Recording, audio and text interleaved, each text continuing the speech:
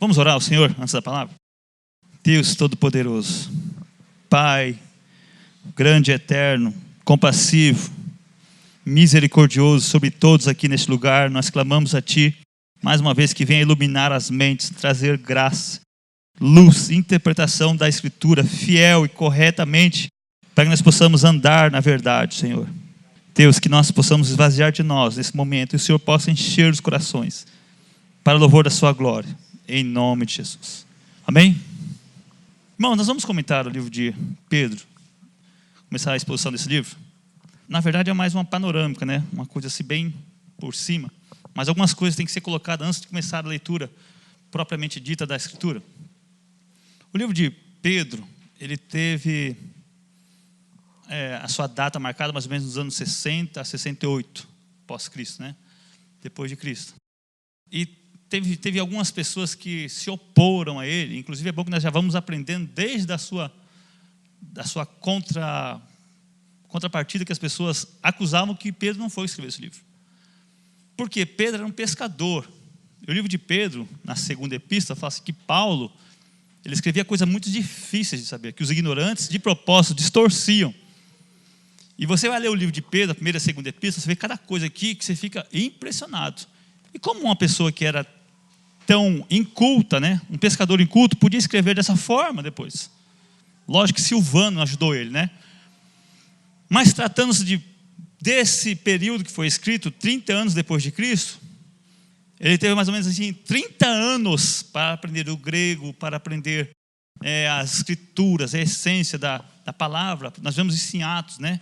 Que ele deixou para que os diáconos tomassem conta das viúvas, para que eles se aprofundassem em conhecer a Deus e orar. Então, 30 anos depois, ele tinha toda a sua capacidade de escrever textos complicados, textos profundos. Agora, e nós? Quantos anos está na igreja?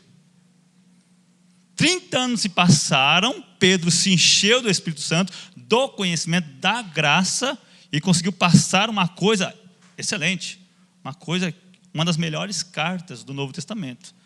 Mas você teve 30 anos, Pedro. É claro que ele cresceu em graça.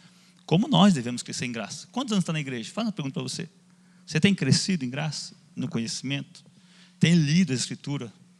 Tem pegado os textos que às vezes contradizem o que você pensa, examinado a Escritura? Porque é isso que nós temos que fazer. Porque a verdade liberta, né? Transforma. Essa é a contraproposta. E onde Pedro estava? Uns diziam que estava em Roma, outros diziam que ele estava na Babilônia. Então, mais provável que seja em Roma, ali onde ele foi crucificado.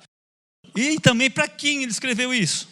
Ele estava escrevendo para um povo que estava sendo perseguido, não por autoridades. Nero ainda não estava começando, não começou ainda a perseguir a igreja. Um pouquinho para depois. Talvez alguns 15 anos depois, 20 anos depois. Mas a perseguição era pessoal, era familiar, era da vizinhança. É igual nós aqui hoje. Tem perseguição do governo? Não, não tem. Tem lá um movimento aí que se levanta, mas não mata você, como aconteceu com os pais da igreja. Não te leva ao calabouço. Mas a perseguição moral, às vezes, é pior, meus irmãos. Né? E atacam a sua fé. As pessoas estão curtindo a vida aí. Alguém morreu? Não. Pessoas morrem com 80 anos bebendo, fumando, fazendo coisas devassas e morrem. Jesus não voltou. Então tinha esse conflito. Tá vendo? Cadê a promessa? Então o apóstolo Pedro, ele começa então a trazer à memória as glórias eternas dos primeiros 12 versículos. Ele começa a falar, olha, eu vou revelar para vocês, vou trazer à memória o que vocês vão receber. E depois ele começa a exortar, toma cuidado, o que você está fazendo, se guarde, se cuide. Então esse é o panorama, para a gente ter uma ideia. Vamos ler então? O primeiro versículo fala assim, Pedro, apóstolo de Jesus Cristo, aos eleitos que são forasteiros da dispersão no Ponto, Galácia, Capadócia, Ásia e Bitínia. Para aí um pouquinho só. Aqui então ele usa duas frases que é nossa hoje aqui, que conjectura com um cristão verdadeiro, forasteiro. Olha, eu estou escrevendo aqui para os forasteiros, os peregrinos, quer dizer, que não tem morada nessa terra, estão de passagem, que ouviram o evangelho, que esperam a Jerusalém celestial. E a outra frase é dispersão, para falar com judeus que estavam fora de Jerusalém, que estavam no mundo, andando, dispersos pelo mundo, não estavam na sua terra, na sua Jerusalém. Da mesma forma é nós. Vocês forasteiros da dispersão, vocês forasteiros que não estão na cidade santa ainda, que não estão morando onde vocês deveriam estar morando. Vocês estão fora ainda do novo céu e da nova terra. Estão sendo perseguidos, estão sendo injuriados no Brasil, não é? No Embu, lá nas Margaridas Amarelas, na CUPC, de todo lugar. Vocês eleitos do Senhor. Duas coisas tem que colocar em mente aqui. Você não é dessa terra. Então não se aflinja com isso. Vai sofrer. Você é forasteiro, não coloque o seu pé, não plante o seu pé aqui como uma morada eterna, que aqui não é. E quando nós chegarmos no terceiro capítulo do 2 Pedro, você vai desmoronar. Isso aqui vai se abrasar, isso aí é brasa. Eu estava conversando com a Juliana ontem, quando nós estávamos comentando sobre essa palavra. Juliana, sabe esse céu aí, essas estrelas? Vai acabar. Não existe mais no dia do Senhor. Vai fugir, vai desaparecer quando o céu for aberto. Ela, como assim, pai? Não tem mais sol, não tem mais lua, não tem mais estrelas. Acabou. Novo céu. E não, como vai ser? Não sei. Vai ser maravilhoso. Preparada para nós. Então vocês não são daqui, vocês merecem coisa melhor, porque onde o Filho estiver, vós também estarão. E onde ele está? No lugar glorioso. Já começa já a voltar à tona, né? Peraí, de onde eu sou? Não sou daqui? Então quer dizer que talvez eu possa não ser milionário, não rico, não ter uma casa própria, talvez a saúde vai... porque você não é daqui. Então quer dizer então que aqui não é um lugar de delícia? Não, aqui é de contenda, briga, espada. Então não se assuste. E ele usa aqui eleitos, né? E no versículo 2 ele fala, eleitos, segundo a presciência de Deus Pai, em santificação do Espírito, para a obediência e a aspersão do sangue de Jesus, graça e paz vos sejam multiplicadas. Eleitos, no segundo versículo, vê que ele repete. Ele fala, vocês são eleitos, são dispersos. Aí ele fala, eleitos, segundo a presciência de Deus Pai. Não porque Deus estava vendo na linha da história que vocês iam receber o Evangelho, que vocês por suas obras iam ser salvos. Não, nós conhecemos a doutrina aqui, né? Do que nós estamos falando. Eleitos segundo pessoas, segundo indivíduos, vocês são eleitos. Segundo a vontade de Deus Pai. São algumas partes da Bíblia que eu vou usar aqui bem rápida. Olha só, 1 Timóteo, 2 Timóteo, capítulo 1, 9. Por quê? Meus irmãos, não há obra boa em nós. Não há nada que seja bom que nós possamos escolher. Quem escolheu Deus? Levanta a mão. Ninguém escolheu Deus. Foi Ele que nos chamou. Esses homens estão no bar com o pastor relator porque Deus nos chamou. Um amigo nosso colocou na internet hoje o Papa falando, né? Que assim, todos querem Deus. Mostrou o muçulmano, mostrou os judeus, mostrou os budas. E o Papa falou, não, todos são filhos de Deus. É o anticristo em pessoa falando aquilo. Um desconhecimento total das Escrituras. Não são. Bem, vamos lá. Olha o que ele fala.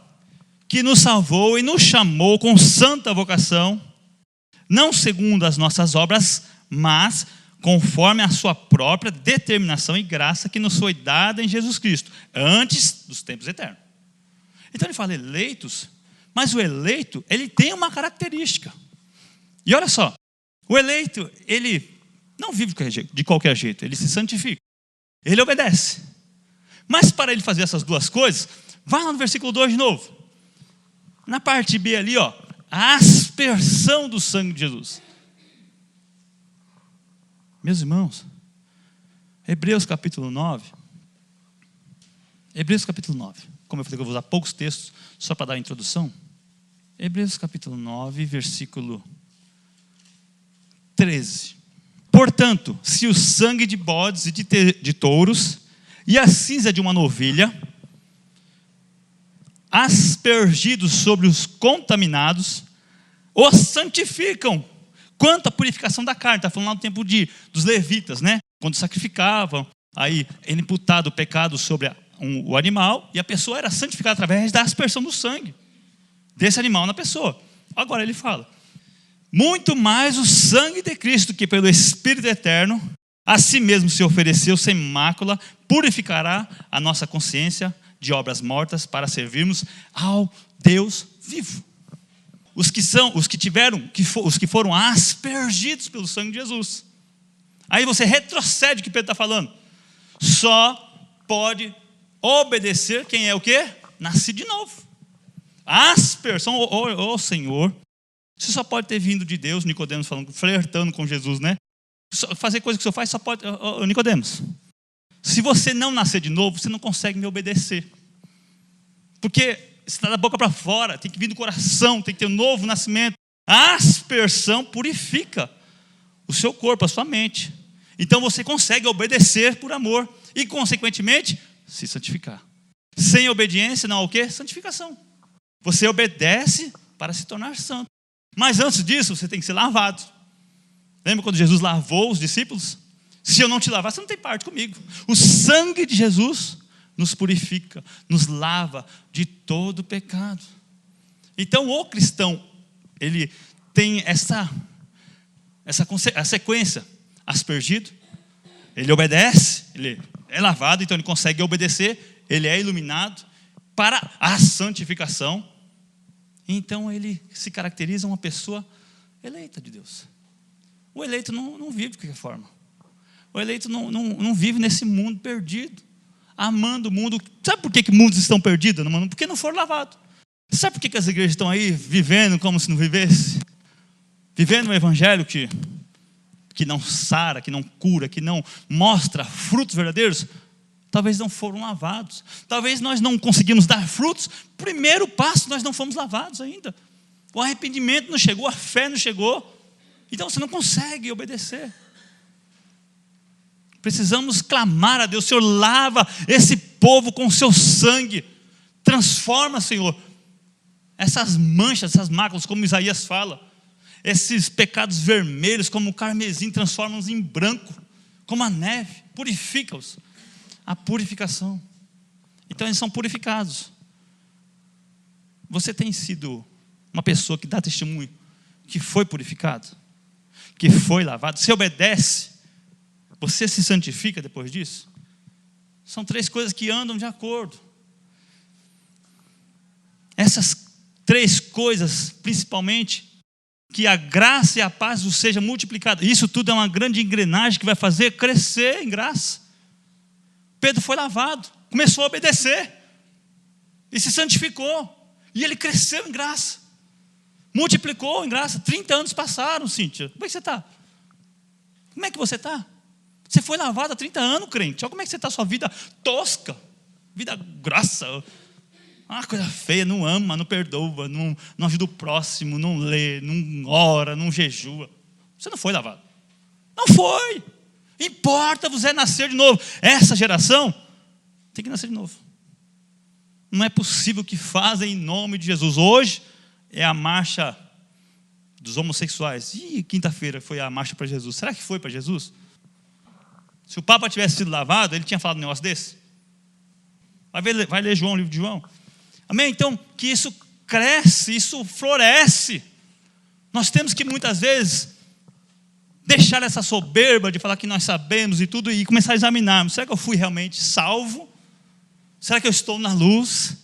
Porque eu não consigo dar frutos, não consigo santificar, eu não consigo obedecer. Não que você vai ser perfeito, presta atenção, perfeição está bem distante. O nosso alvo é perfeição, mas nós não conseguimos, mas nós devemos desejar a perfeição. É a sua obrigação. Ser de santo como eu sou santo. Esse é o padrão. Se vira. Busque. Então tem que crescer. Aí nós vamos passar agora. Versículo 3. Bendito Deus e Pai do nosso Senhor Jesus Cristo, que, segundo a sua muita misericórdia, nos regenerou para uma viva esperança, mediante a ressurreição de Jesus Cristo dentre os mortos. Meus irmãos, tem coisa que chama atenção: muita misericórdia. Mas Deus teve que usar de muita misericórdia. Para você, Michel, para mim. Porque o pecado que nós estávamos, o estado de trevas que nós estávamos, era tão podre, tão putrificado. E nós nunca teríamos amado a Deus. Nós o rejeitamos. Nós o negamos, nós nos afastamos. Por que você acha que os seus parentes estão se afastando? O que vai acontecer? O que tem que acontecer com ele? Deus usar de muita misericórdia. Os exemplos são grandes. Olha o que fizeram com Jesus na cruz do Calvário. Olha o escárnio, o vexame, o vitupério, a vergonha, a nudez. Ele ficou nu na cruz. Sabia que ele ficou nu? Sabia que esse Pedro aqui xingou ele com altos palavrões? Palavrões, você nem tem ideia, que você nunca xingou na sua vida. Quando ele negou, não foi assim, eu não conheço. Xingou, colocou a boca para fora. Muita misericórdia. Que nos amou. A gente olha para Pedro, olha você, meu irmão. Olha nós.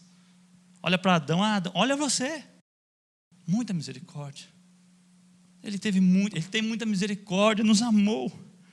E nos regenerou para uma viva esperança. Olha só, eu vou te dar uma coisa aqui, Paulo, ou irmã Solange. Pode confiar, tá? Você vai ser feliz lá na frente lá. Você tem certeza disso? Não, né? É o homem que está falando. Como você prova, Silas? Vou te dar 50 milhões aqui. Não tem agora, mas vou te dar um dia. Não é uma viva esperança. Uma esperança assim que será mesmo. Dúvida, né?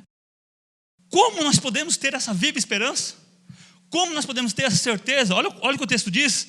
Mediante a ressurreição de Cristo Jesus.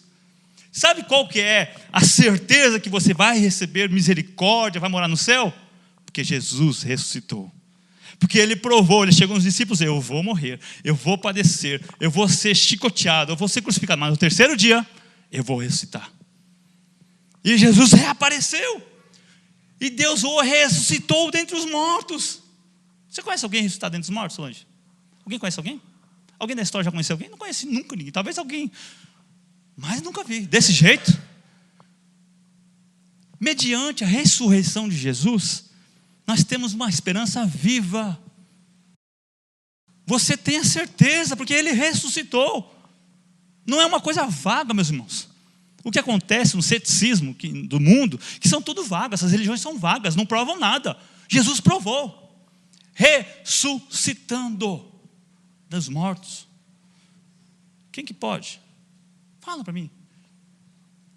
Então é mediante isso que nós temos a viva esperança. Não é uma esperança rasa, fria, talvez o governo vai melhorar o país. Não, é uma coisa viva, uma coisa que foi provada, foi dada, nós sentimos, nós tocamos. O apóstolo Pedro falando. Ressuscitou. Eu tinha um texto aqui, mas acho que não vou ler, não vai dar tempo. Quando Cristo ressuscitou, ele comprova a veracidade que Jesus era verdadeiro. E você vê que ele teve que usar mais de misericórdia. Ressuscitou onde estavam os 12? Pescando. Vamos pescar, né? Acabou, morreu. Ei, rapaz, eu não falei que eu ia estar aqui. Olha aqui, Tomé, toca na minha mão, sou eu. João 20, 29. Aqui, tocando você crê, bem-aventurados sois vós, que não viram e creram. Nós aqui hoje. Nós temos que crer nisso. Nós temos uma viva esperança. E o Espírito Santo testifica conosco. É real. Quando você ora, quando você é lavado, você sabe, tem certeza, não precisa de muito rodeio. Então essa esperança, essa viva esperança estava sendo extinta da cristandade. Talvez está sendo extinta hoje, do século 21. Não, é utopia. Será mesmo? Porque nós vivemos como se não fosse verdade isso, muitas vezes. Como se não houvesse arrebatamento, como se Jesus não tivesse ressuscitado, comprovado, subido aos céus. Não. 500 testemunhas oculares viram Jesus. 500, comprovando que ele ressuscitou dentre os mortos. Versículo 4. Para uma herança incorruptível, sem mácula, imarcessível, reservada nos céus para vós outros. Olha aqui, olha o segredo desses dois versículos aí. Regenerou. Você era incapaz de subir ao céu. Nós cantamos aqui, os irmãos não chegaram. No céu não entra pecado. Não entra. Não tem como. Carne e o sangue, essa carne e o seu sangue não pode subir aos céus. Não pode herdar a coisa incorruptível. Então ele vem e te torna incorruptível. A morte de Jesus imputa a nós o quê? Estado de regeneração, aptidão a entrar nos céus. É por Cristo, lavado. Então, lavado obedece, se santifica, sinal de regenerado. Essa pessoa foi regenerada. Ele se santifica, ele foge do pecado, ele tropeça, mas levanta. É rápido.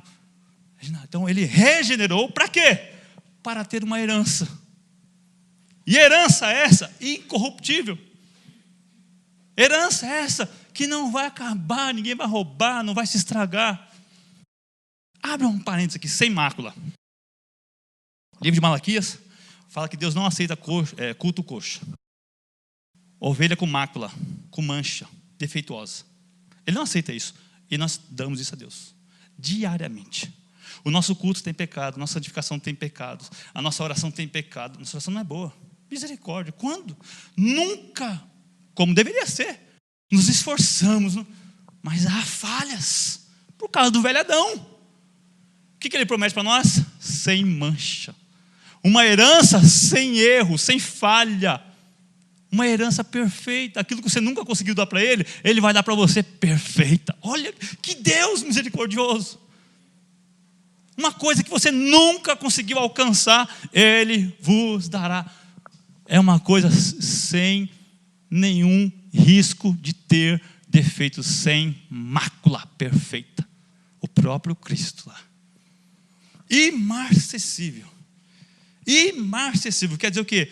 Que não se acaba, que não se murcha, que não perde valor, ao contrário, ela cresce. É uma grande flor que está florescendo cada dia mais no céu. Você vai chegar no céu hoje? Que coisa espetacular, maravilhosa. E ela vai crescer cada dia mais, não vai ser repetido, não vai ser um filme que você vê todo dia. Cada dia mais gloriosa, imarcessível, que não se murcha, gloriosa nos céus.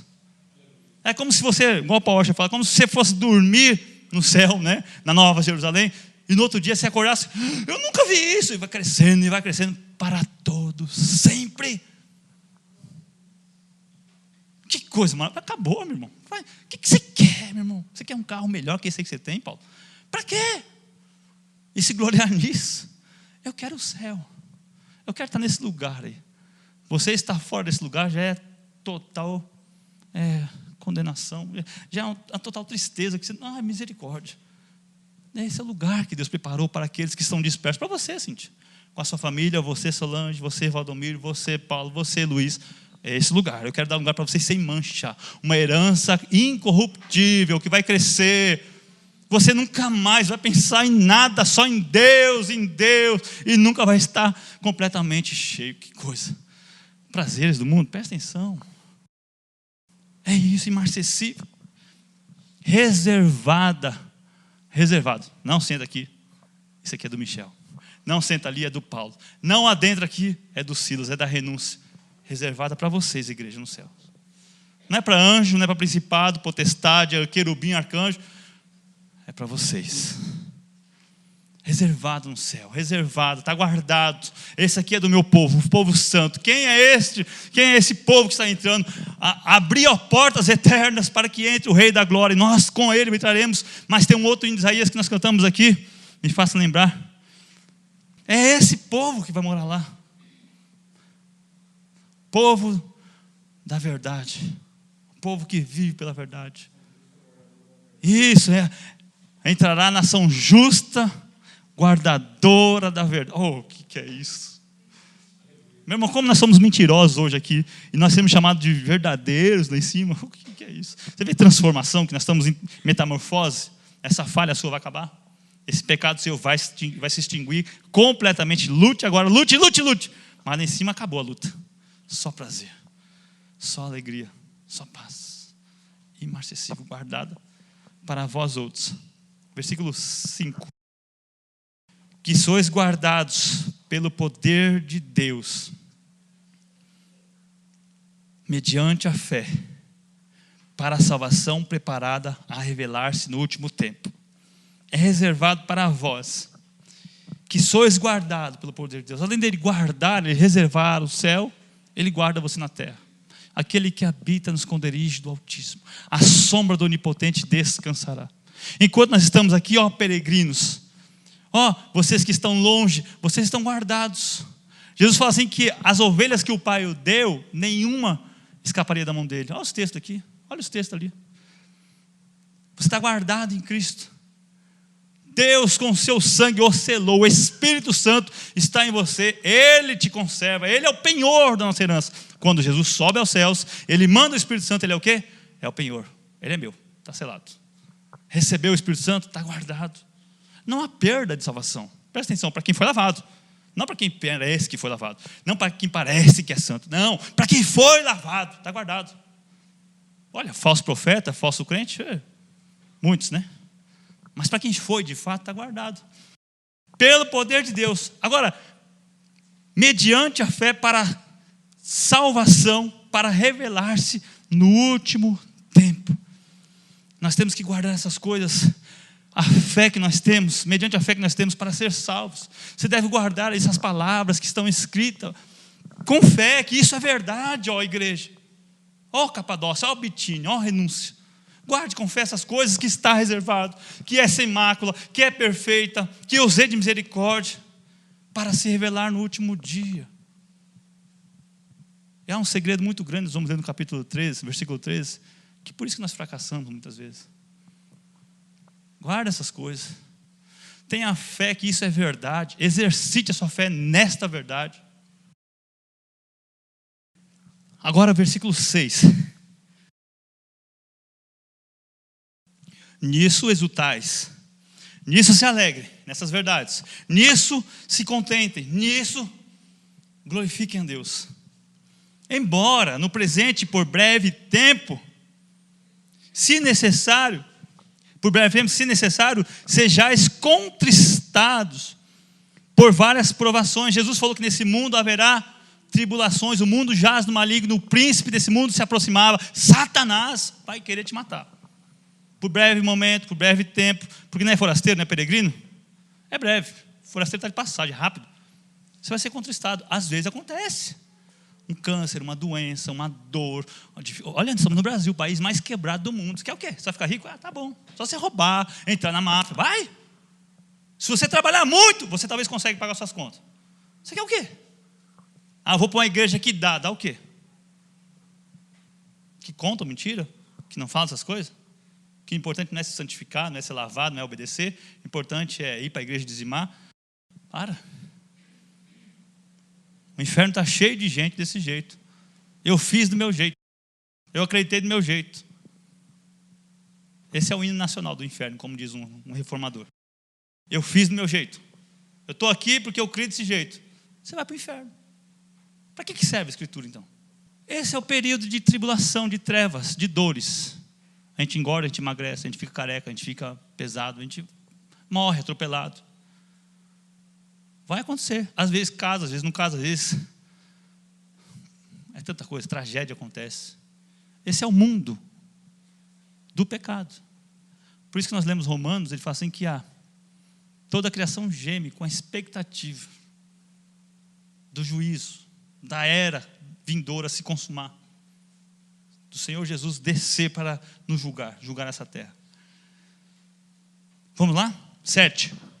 Para que uma vez confirmado o valor da vossa fé, ela é muito mais preciosa que ouro perecível. A vossa fé, que te leva aos céus, ela tem muito mais valor do que ouro, barras de ouro. Ouro refinado. Para que a sua fé se confirme, resista essas tribulações.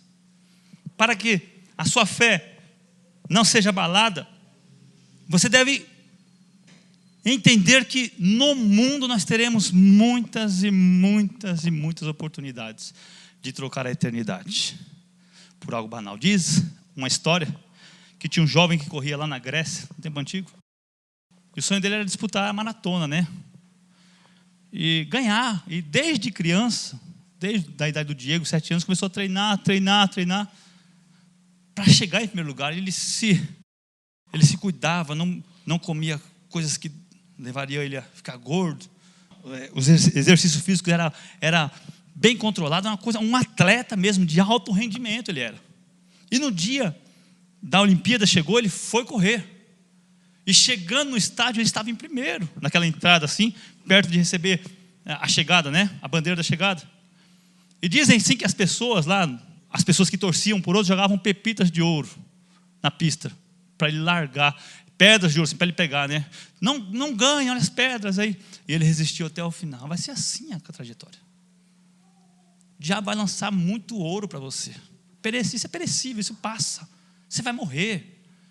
Então a corrida cristã, a peregrinação vai acontecer essas coisas, prazeres, belezas, riquezas, tudo para que você não conclua a sua corrida, para que você não chegue lá na frente, para que você abandone a sua ética, para que você abandone o seu regime espiritual, para que você abandone a sua corrida. É assim que é o mundo. É assim que é o mundo. Mas a sua fé vale muito mais do que isso. Vale muito mais do que prazeres. Mesmo que provada, apurada por fogo, mesmo que, às vezes, então, não é o enriquecimento, o louvor, a honra, a glória a você, a vida boa, muitas vezes é doença, é tristeza, é aflição, é injúria que a parte da igreja estava vivendo. Apurado pelo fogo, nem que o fogo abrasador está te pegando, abandona essa fé, não está dando certo. É assim, não é? Não é assim com vocês? E muitas vezes é quando você está sozinho, não é? Que aqui é fácil. Quando você está na sua casa, quando está no trabalho, quando está passando na frente de um bar, na frente de alguma coisa que dá prazer, ou então que te seduz, ou então que está te afligindo, ou então alguma coisa acontece. Das duas coisas. Não se renda ao prazer e não se renda às dificuldades. Não se renda. Para que ela redunde em louvor, glória e honra na revelação de Jesus Cristo. Que glória vai ser quando o Senhor chegar assim, te ver, mesmo tendo pouca fé, não negaste meu nome. Vinde benditos do meu Pai, tomai por herança, que já está preparado antes da consumação, antes de todas as coisas, para vós. Se você tiver um grão de mostarda, tamanho assim de fé, assim, você pode vencer, só use-a. Não precisa ser muita coisa, não precisa ser pregador, de ser cantor, de ser nada, é só ser crente, só acreditar, só confiar, só guardar, só obedecer, só santificar. E às vezes é particular, não precisa de usar um terno e gravata, de ter uma barba bonita, de ter um meio assim. Não, você use essas coisas. Amém? Para que redunde em louvor, glória e honra. Aqueles que te julgam naquele dia, eles ficaram decepcionados. Aqueles que defamam, aqueles que te oferecem meios e modos para você abandonar a fé. Imagine a cara deles aquele dia. Imagine o seu galardão. Imagine a glória, a graça. Suportando todas as coisas até o fim. Versículo 8. Agora essa parte é linda, né? Para a revelação de Cristo Jesus, no final do 7, 8. A quem, não havendo visto, a mais, no qual não vendo agora, mas crendo, exultais, que se alegrem com alegria indizível e cheio de glória. Meus irmãos, nós somos bem-aventurados, mais bem-aventurados do que Tomé. Nós lemos aqui agora há pouco, né? Tomé precisou de ver, nós não vimos e nós cremos. Vocês viram Jesus já, face a face? Não, né? Se alguém viu, vira apóstolo. Não. E nós sabemos, temos certeza, o Espírito Santo está em nós. Nós cremos. Nós somos bem-aventurados por Deus. Está assim, que povo maravilhoso ali. Eles nunca me viram, só leram. É claro que o Espírito Santo está aqui confirmando no seu coração. A sede de Deus está sendo preenchida. Mas não viram. Vocês não precisam ser como Tomé, né? Nós vemos. Então se alegrem com alegria indizível, porque vocês são mais do que bem-aventurados. Glória a Deus, como é bom. Só não imagine chegar no céu. Que alegria. Guarde isso, meu irmão. Guarde essa verdade nos seus olhos, no seu coração. Versículo 9. Obtendo o fim da vossa fé, a salvação da vossa alma. E essa é a finalidade. Que a nossa alma seja salva para estar com Deus. Não para fugir do inferno, mas para estar com Deus. Para estar, bom estarmos aqui. Pedro e João cantando, Tiago e João lá no Monte da Transfiguração. Como é bom estar aqui, não há outro lugar, não vamos sair daqui, é isso que nós queremos. O inferno todos nós merecíamos. Todos os homens merecem o inferno. É por graça e misericórdia que nos foi revelada a eternidade. Então nós queremos o céu. É porque Deus está lá, a salvação de nossas almas. Amém? Versículo 10, vamos correr aqui. Foi a respeito desta salvação que os profetas indagaram e inquiriram, os quais profetizaram acerca da graça a vós, outros destinada, investigando atentamente qual a ocasião, as quais circunstâncias oportunas, indicadas pelo Espírito de Cristo, ou mesmo que o Espírito Santo, que neles estava, ao dar de antemão testemunho sobre os sofrimentos referentes a Cristo, sobre as glórias que a Cristo e sobre as glórias que os seguiriam. Ao 12. A eles foi revelado que, não para si mesmo, mas para vós outros, ministravam as coisas que agora vos foram anunciadas por aqueles que, pelo Espírito Santo, enviados aos céus, vos pregaram o Evangelho, coisas essas que anjos anelavam perscrutar. Então, os profetas do Antigo Testamento, Moisés, eles escreveram a respeito da salvação, indagaram, falaram, profetizaram a respeito dessa graça, mas eles não compreendiam assim. Eu queria só pegar um texto, só para vocês entenderem como é que muitas coisas não foram reveladas. Nós lemos o livro de Hebreus, capítulo 11, sobre os heróis da fé, não alcançaram a promessa. Que promessa? De ver o Salvador, de ter entendido, né? Simeão, quando foi apresentar Jesus, ele falou que podia morrer em paz, que ele tinha visto o Salvador. A coisa mais linda, mais maravilhosa, é nós vermos o Salvador, é termos um segundo no céu, ver aquele que nos salvou, aquele que é sobre todas as coisas. Presta atenção, volta lá em Hebreus 9, só para você ter uma ideia. Hebreus 9, é a continuação daquele texto, é uma referência a Levítico e a Êxodo, mas vamos ficar em Hebreus mesmo, está mais pertinho. Versículo, vamos 19, 9 e 19. Porque havendo Moisés proclamado todos os mandamentos,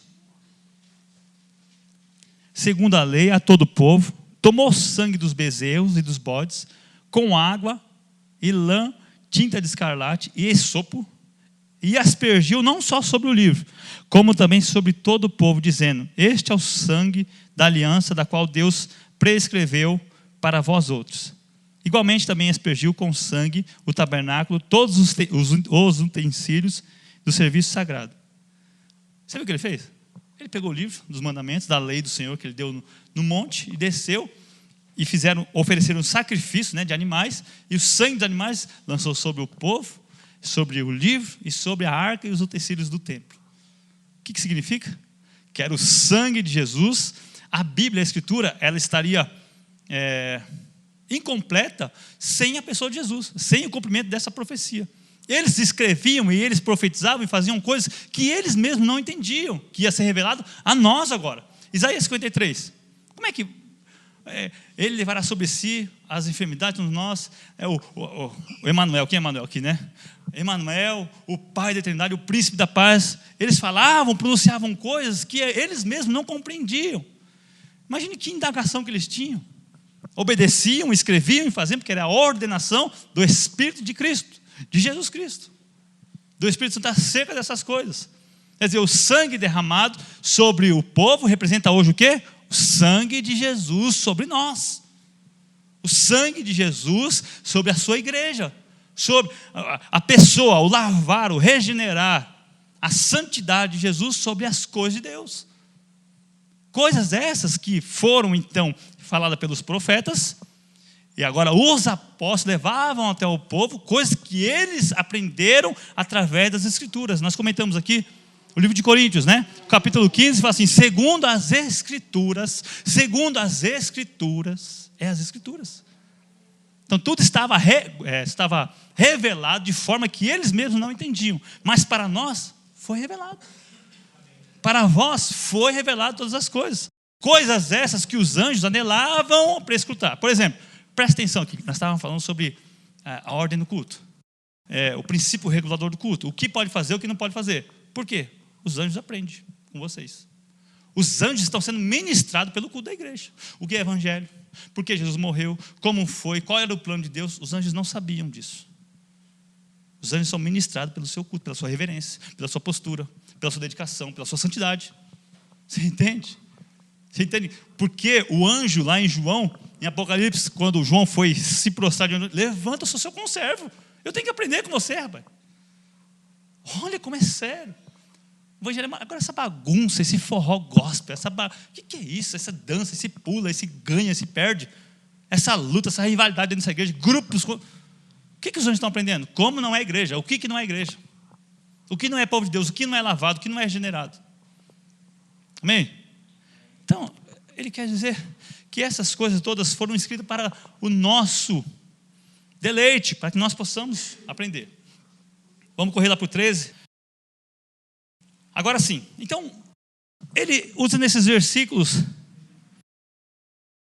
uma metodologia que faz o povo lembrar da esperança, da herança, da incorruptibilidade, da graça revelada, de tudo que vai nos coroar na eternidade, como você deve se manter firme na fé, devido às tribulações, às perseguições, o medo.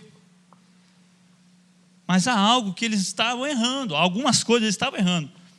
E errando, você acaba pecando, acaba fazendo coisa que não te agrada, que você vai sofrer, que você vai penar. Versículo 13.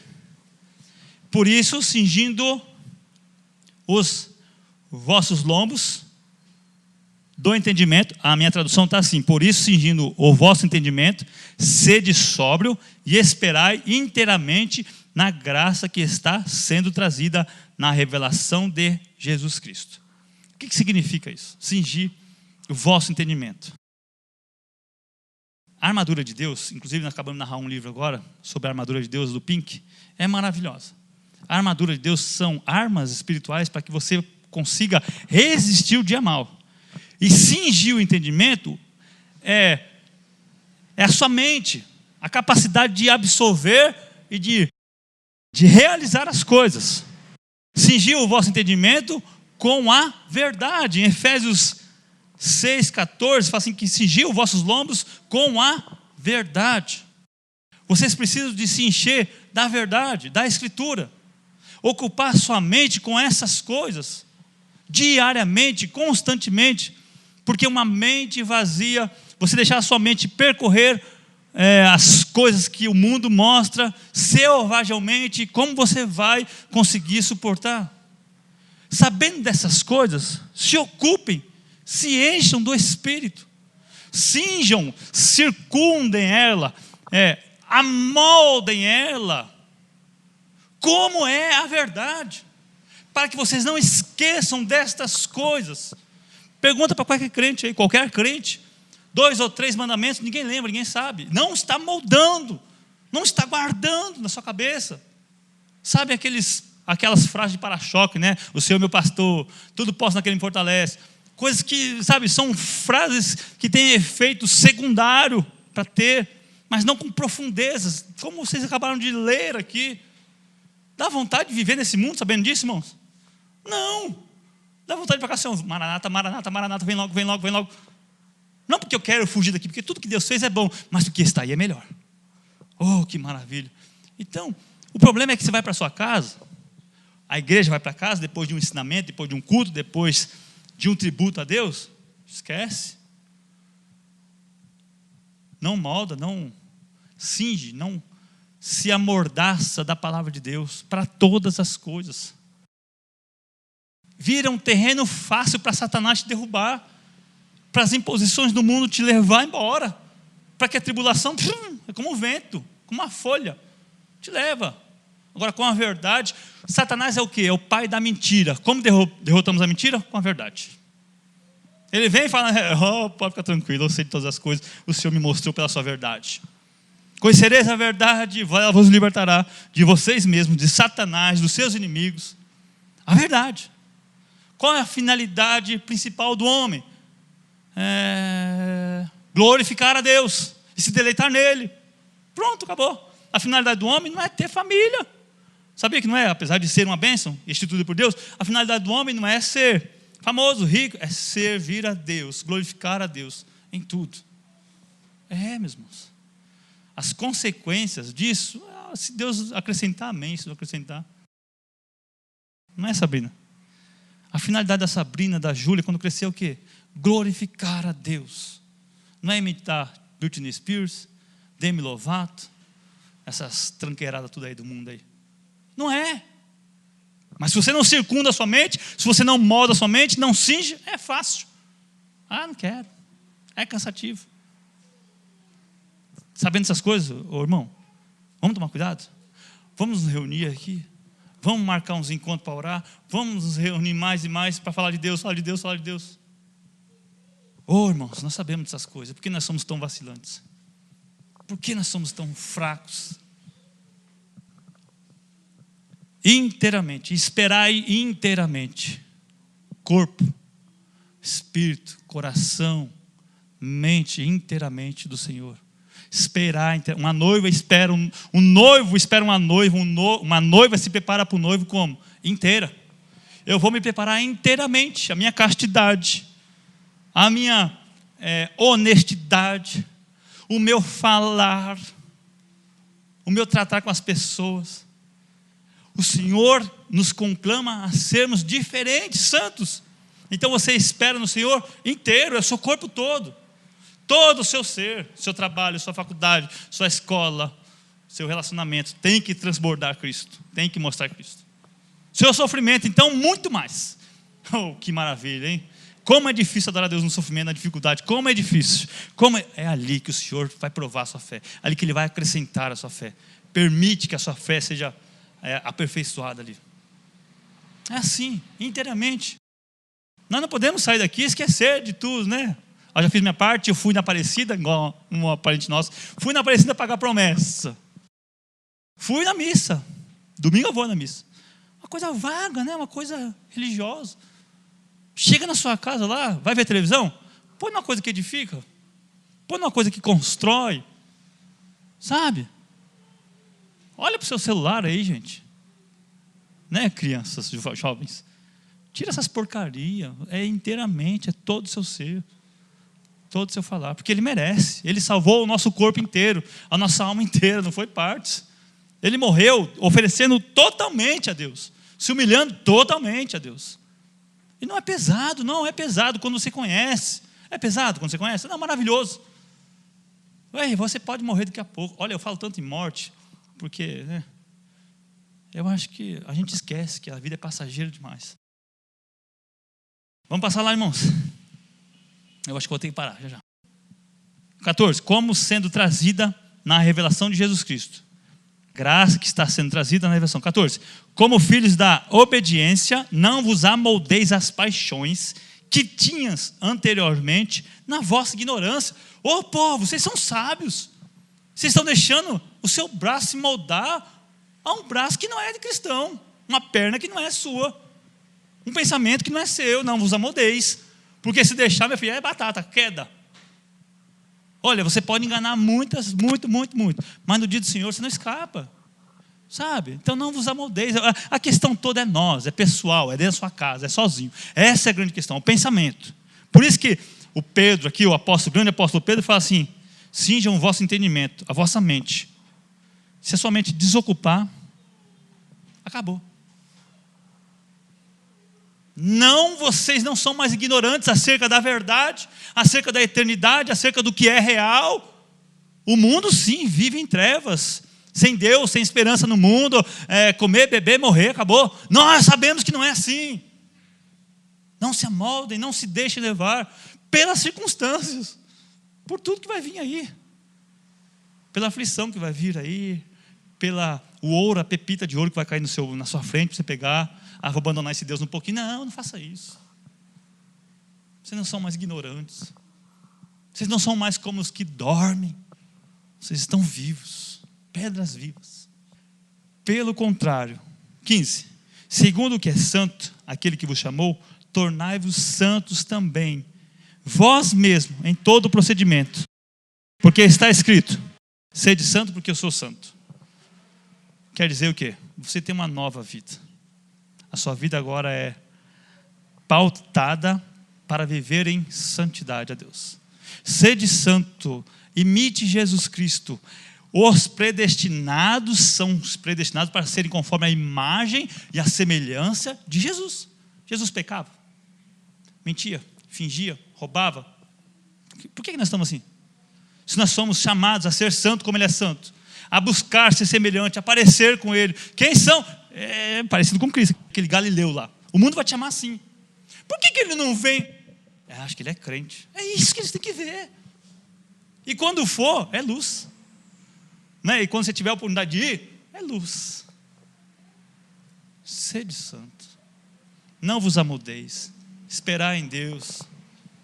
Permaneçam em Deus. Vocês que estão como forasteiros na dispersão, essa terra não é de vocês, não se iludam. Isso aqui tudo vai se abrasar em fogo, acabou. Naquele dia do Senhor acabará. E não tarde, não se esqueçam que duvidaram de Noé. Noé é o pregador da justiça. Achavam que não ia chegar e chegou o dilúvio, acabou tudo, só 8 se salvaram. Deus está tendo misericórdia de nós, porque Ele está tardando a sua ira. Ele quer que todos nós cheguemos à salvação. Está usando misericórdia. Vamos orar. Deus, nós te agradecemos mais uma vez por poder estar na sua presença, Senhor. Graças te damos, Pai, por este povo que aqui está. Pai, tem compaixão de nós, porque nossa mente, Pai, ela tem sido, Pai, amedrontada, tem sido, Pai, bombardeada, Senhor, pelas coisas desse mundo, pelos prazeres desse mundo. Senhor, guarda o coração de cada servo seu que está, porque nós sabemos que o Senhor fará isso. Mas, Pai, nos exorte cada dia mais, Senhor. Nos faça, Pai, desejar de cada dia mais. Resplandeça sobre nós a sua luz, Senhor. Deus, guarda esses corações, essas mentes, Pai, em Ti, para louvor da sua glória, para que redunde em glória o dia do Senhor. Deus, nós como igreja, nós somos necessitados do seu perdão, da sua ajuda, Senhor, porque nós temos falhado, nós temos vacilado, nós temos andado, Pai, de acordo com o que o vento está soprando, Senhor. Tem misericórdia, Senhor, tem misericórdia, Senhor. Tira a nossa ignorância que ainda está nos afetando, Senhor. Não nos deixa moldarmos, Pai, segundo os preceitos desse mundo e muitas vezes segundo o preceito das igrejas mundanas, Pai. Mas nos faça sermos firmes, Senhor, inabaláveis, constantes na sua obra, para o louvor da sua glória, porque o Senhor merece toda a honra e toda a glória. Em nome de Jesus. Amém, meus irmãos?